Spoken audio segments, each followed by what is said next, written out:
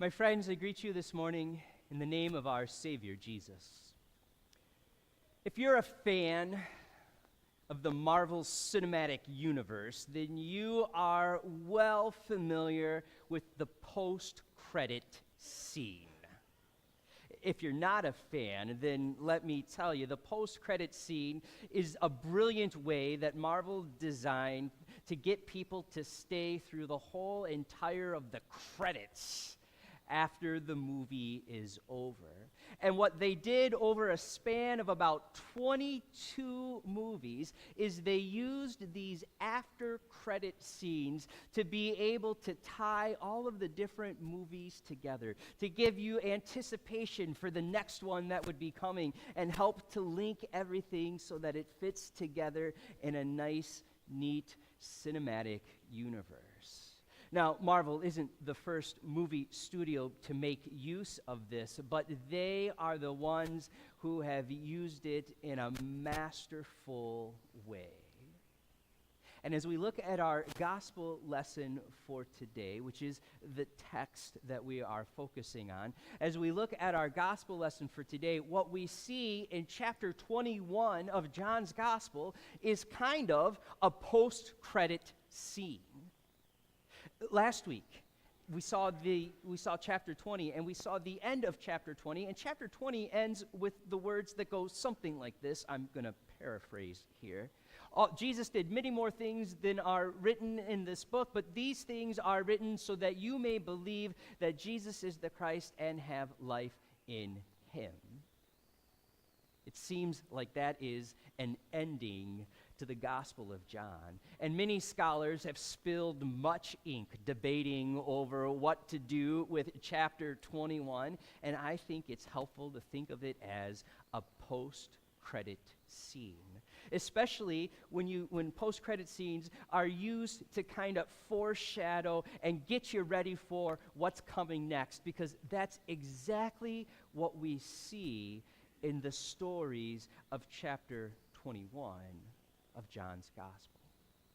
Now, we know that it takes place sometime after the incident with Jesus appearing to the disciples when Thomas was there. This was what we read last week. Jesus appears and shows Thomas his hands and his side, and Thomas makes the beautiful confession, "My Lord and my God."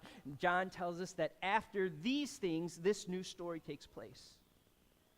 And we don't know how long has passed, but we know it's been some time. It's been long enough that for whatever the reason, the disciples decided to go fishing. And they're fishing on the Sea of Tiberias. You know it as Lake Gennesaret or as the Sea of Galilee. All three names for the same body of water. So the disciples are out fishing on this. They spend all night fishing, and they catch nothing. Does that sound familiar? Then they see Jesus on the shore, but they don't yet recognize that it is him on the shore. And he asks them if they have any fish. They say, "Nope, we've been fishing all night. We haven't caught a single thing." And Jesus says, "Well, throw your nets over on the right side of the boat." And so they do, and they catch so many fish that the nets are hard to drag in. It is overwhelming, and they caught 153 of these things.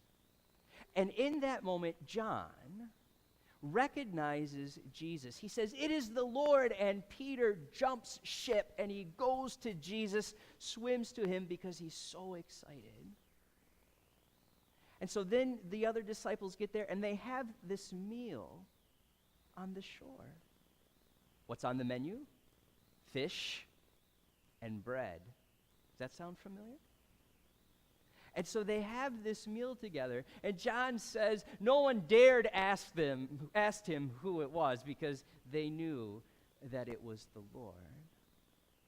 And after this meal, then there's this conversation that takes place between Jesus and Peter.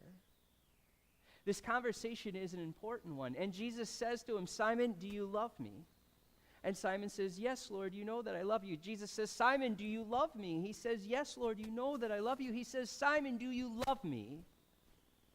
And at this point, Simon is hurt a little bit. But how many times did Jesus ask him? 3. Do you happen to remember how many times he denied Jesus? 3. Jesus said, feed my lambs. And then he tells Peter about the kind of death with which he will glorify God. And he says, follow me. This end chapter, this post-credit scene is incredible because what it does is it ties everything together in a profound way, and it connects us with everything that comes after, even up to today and where we are and our lives and us living out our faith, because what we see in the interactions between Jesus and the disciples in our text is what we see and experience in our own lives and in our own interactions with Jesus. How Jesus relates to them is how he relates to us. And this is really an incredible and wonderful and comforting scene. And as it draws from previous stories that we've seen in other places in the Gospels of things that Jesus did, like the miraculous call of fish, like the call of the disciples to follow him and be fishers for people. Like all of that stuff, we have a connection to it as well. And this last chapter does this beautifully as a post-credit scene. So think about it. Now, Peter, you know, before he became a disciple, his career choice was fisherman. That's what he did. So sometime after the resurrection, before Pentecost, we're not quite to that point just yet, Peter goes back to what he knows. He's at a point in time of transition. It's a liminal time. That's the big fancy word to talk about transition. If you want to really impress the people at lunch or you want to end all the conversation right there, just drop the word liminal. It'll make you sound really smart. But they're in this in-between time, this transition time. The life that they knew with Jesus as his disciples, that has changed. They're not walking with him and following him everywhere, all over Galilee and Judea, and going to Jerusalem and in synagogues and healing people and driving out demons. That's not happening with Jesus the way it had before the cross and crucifixion. There's the promise of something better that is coming, the Holy Spirit coming in an amazing way, and the church spreading throughout the world. But that hasn't happened yet. And so now, at this point in our story, the disciples find themselves in that place where what they knew, what they were used to, that is no longer what's happening. And what has been promised, what they're looking forward to, that hasn't happened yet. They're in this in-between time, this transition time. And when you find yourself in that place, when you find yourself in the in-between, it can be an uncomfortable place to be. It can be a scary place to be because it's unknown. It's uncertain. Even if you know where you're supposed to go, you might not necessarily know how you're going to get there. Or even if you know how you're going to get there, you might not necessarily know how it's all going to work out in the ins and outs. And sometimes in that liminal time, in that in-between place, there are roadblocks and obstacles and all kinds of other things that get in the way. And it can be a difficult thing to navigate. This in-between time is the time that the children of Israel were experiencing after they had left Egypt and the life that they knew there, but they hadn't quite yet got to the promised land yet. And that time of wandering in between was for them a hard time. It was a difficult time. It was an uncertain time. It was a time of testing and challenging. It was not the greatest moment in their lives. And so now Peter and the disciples, finding themselves also in that in-between time, go back to what they've always known. They go back to fishing. They spend all night fishing. Now, whether it was for fun or whether they were doing it because they were going back to their careers, I don't know. I'll let people smarter than I am and who have more ink to spill than I do figure that one out. But regardless of the reason for it, they go, but they catch nothing. But who's with them there at the break of dawn on the shore, not that far away? Who is there with them? Jesus. That's the right answer. That's not a trick question, okay? That's really the answer I was looking for. So let's try that one again. Who was there with them? Jesus. Oh, very good. Yes, that's right. Jesus was right there with them. And see, that's the thing about that transitional time, that liminal place, that in-between. While it can be a hard and difficult place to be in, it is always a place where God is with us. And when we find ourselves in those transition moments, in those times of in-between, when things are no longer the way that we had known them to be, but they're not quite yet to the place where we want them to be, when we find ourselves in those in-between places, those are the places where we are able to really and deeply experience the presence of God in our lives and the grace of God in our lives. We are in a time of transition right now here at St. John's.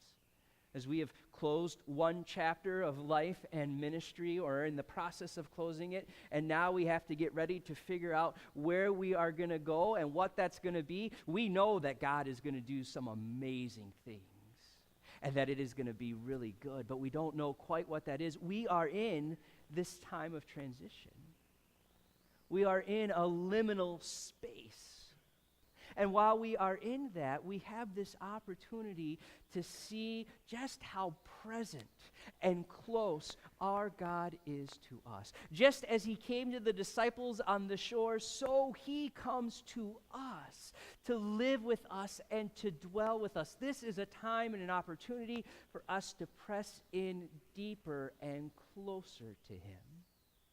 He comes to us in his word as we hear it read.